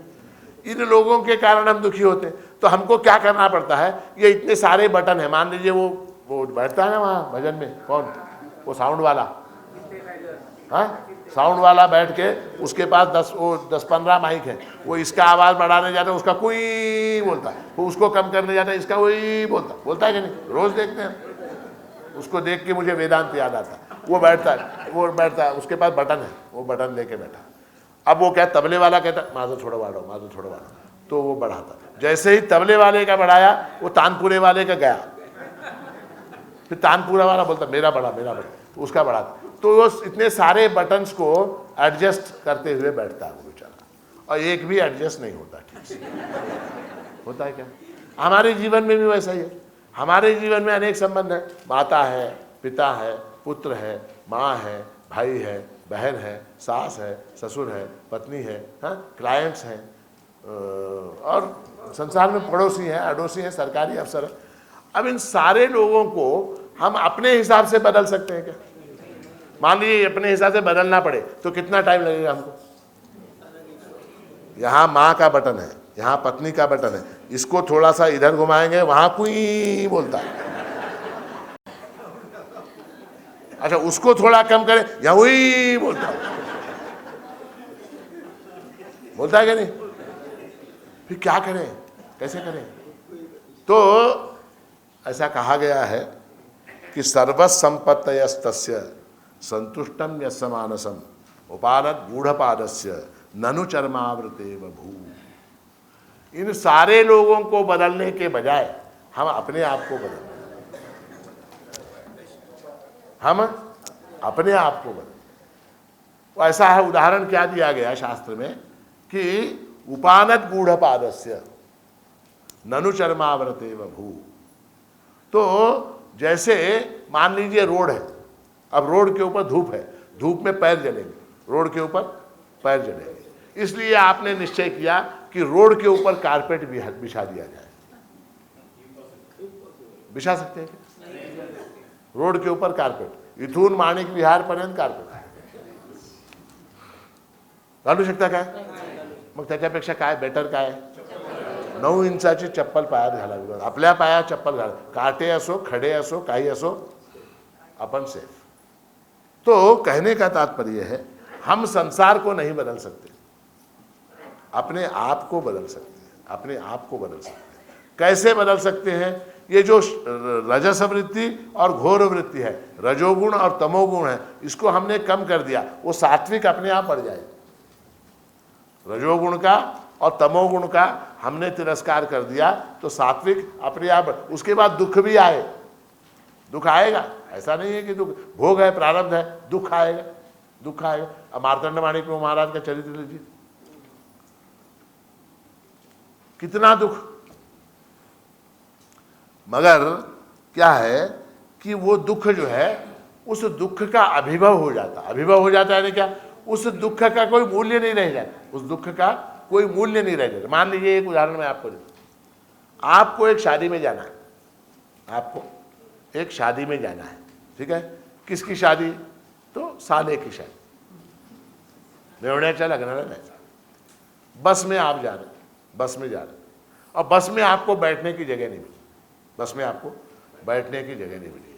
आप रात भर वो लटक के, वो होता ना डंडा, उसको पकड़ के रात भर खड़े होके गए, रात भर बस में आप खड़े होके गए, ठीक है। पहुंचने के बाद आप पहुंचे वहां पर, आपका स्वागत हुआ, उसने पूछा काय भाऊजी तुम्हाला काही त्रास झाला का? है काही त्रास नहीं हुआ, तुझ्या लग्नाला आलो, एवढंच आनंद है, बोलता है कि नहीं आदमी? हाँ, वो वहां पहुंच जाता है, अक्षता के समय शायद 10:10:45 अक्षता, लगेच त्यानंतर प्रीती भोज, मामाच्या लग्नाला यायचं, हाँ होता कि नहीं? तो आप 10:43 को आप पहुंच गए, 10:43 को आप पहुंच गए, तो रात भर जो दुख हुआ, जो ऐसे खड़े रहे योगासन में डंडा पकड़ के रात भर, उस दुख का आपको कुछ ये होता है क्या? हाँ, आप क्या बोलते हैं? हाँ, मी वेळेवर पोचलो, याचंच मला आनंद आहे, याचंच मला आनंद, ते जाऊ दे, ते सगळं चालत राहते, ते चालायचंच रे, ते काय बसचं काय चाल, बोलते हैं क्यों? क्योंकि आनंद किस बात का है कि उस शादी में आप 10:43 पर आप वहां पहुंचे सभा मंडप में, इस बात का आनंद है। तो यहां ऐसा है, हम वहां पहुंचे, कहां? प्रभु के पास, हम वहां पहुंचे, इसी बात का आनंद है, इसी बात का आनंद है। अभी रास्ते में जो दुख आए, रास्ते में जो दुख आए, उनकी क्या कीमत है? उनकी कोई कीमत है क्या? तो इसलिए भगवान कहते हैं प्रशांत मनसम न्यनम योगिनम सुखम उत्तमम, जिसके सब पाप नष्ट हो गए हैं, जिसका रजोगुण तथा मन सर्वथा शांत निर्मल हो गया है, ऐसे ब्रह्मस्वरूप योगी को निश्चित ही उत्तम सुख की प्राप्ति होती है। युञ्जन्नेव सदात्मानं योगी विगत कल्मषः सुखेन ब्रह्म संस्पर्शम अत्यंतम सुखम अश्नुते।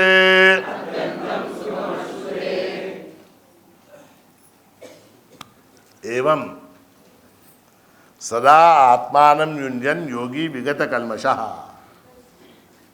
इस प्रकार अपने आप को सदा परमात्मा में लगाता हुआ पाप रहित योगी, विगत कल्मषः, पाप रहित योगी, सुखपूर्वक ब्रह्म प्राप्ति रूप अत्यंत सुख को प्राप्त होता है। भगवान यहां पुनः ध्यान का फल बता रहे, ध्यान करने का फल क्या?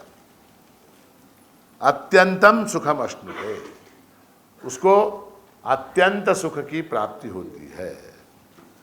पिछले श्लोक में भगवान ने कहा उत्तमम सुखम उपैति, पिछले वाले श्लोक में उत्तमम सुखम उपैति कहा, यहां कहते हैं अत्यंतम सुखम अश्नुते, दोनों बातें एक ही हैं। उसको उत्तम सुख की प्राप्ति होती है, अत्यंत सुख की प्राप्ति होती है। कौन प्राप्त करता है वो सुख? तो भगवान कहते योगी, योगी विगत कल्मषः, उसको असीम सुख और शांति प्राप्त होती है। अब जो है ऐसा है कि ये शांति जो है ये बड़े महत्व का है। ये शांति ध्यान के फलस्वरूप प्राप्त नहीं होती, ये शांति ज्ञान से ही प्राप्त होती है। और ध्यान जो है उस ज्ञान को प्राप्त करने का एक साधन है। ये बड़े महत्व का है। ध्यान ज्ञान के लिए नहीं है, ध्यान में ज्ञान प्राप्त नहीं होता। ध्यान जो है वो ज्ञान की प्राप्ति के लिए एक साधन है, उसके लिए एक एलिजिबिलिटी है। जो ध्यान में परफेक्ट हो गया उसको ज्ञान शीघ्र प्राप्त होता है, और ज्ञान प्राप्त होने के बाद उसको शांति मिलती है। उदाहरण क्या, तो घर में टंकी है, घर में टंकी है, उस टंकी में पानी भरा हुआ है, किंतु नल में पानी नहीं आ रहा,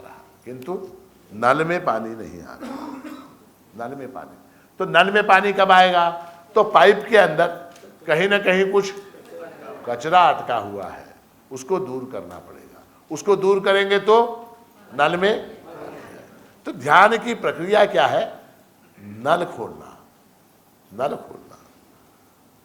शांति जो है उस टंकी के अंदर है, शांति नल में नहीं है। ध्यान दीजिए, शांति कहाँ है? टैंक में है, टंकी में है। ध्यान क्या है? नल को खोलना है। ऐसा है कि भगवान यहां कहते हैं सुखेन ब्रह्म संस्पर्शम। उसका क्या हो जाता है कि सुखेन अत्यंत आसानी से ब्रह्म संस्पर्श हो जाता है। ब्रह्म संस्पर्श यानी क्या? ब्रह्म स्वरूप को वो प्राप्त होता है। ब्रह्म स्वरूप को कैसे प्राप्त होता है? ब्रह्म संस्पर्श ये शब्द है, भगवान का शब्द क्या है? ब्रह्म संस्पर्श। अब यहां ये वायर है क्या? नहीं है। अब आपको जिसको इलेक्ट्रिक रूप होना है वो आए और आके वहां पर थोड़ा लाइव वायर दिखाई दे, उसको संस्पर्श कर, तो क्या हो जाएगा? आता बघा ती वायर आहे, त्या वायरमध्ये तिथे थोडं सुटलेलं दिसतंय मला, त्याला यायचं, तुम्ही कोणीतरी तुमच्यापैकी जो कोणी येईल त्याला 2 लाख रुपये देतो,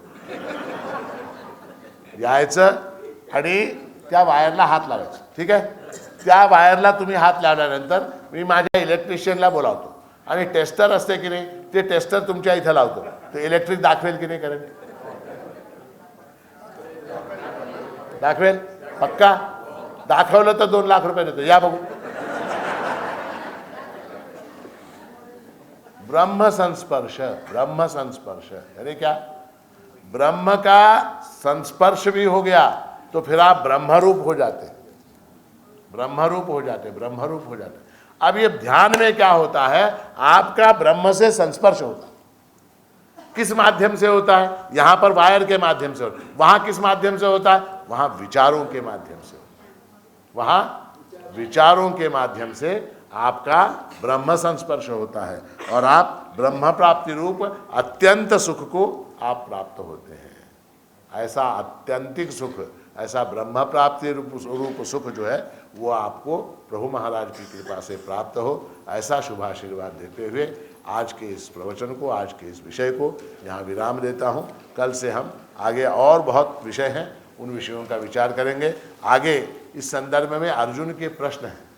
ये जो सारा को सुना अर्जुन ने बहुत से बड़े इंटरेस्टिंग प्रश्न पूछे हैं, उनके उत्तर भी भगवान ने बड़े मार्मिक दिए हैं. वो सारे विषय हम जो है कल परसों तरसों 2-3 दिन में वो समाप्त करेंगे. और अब जो है आप भंडार खाने में जाएंगे, भोजन प्राप्त करेंगे और उसके बाद जैसा मैंने कहा कि इसके ऊपर पुनः विचार करेंगे. अवधूत चिंतन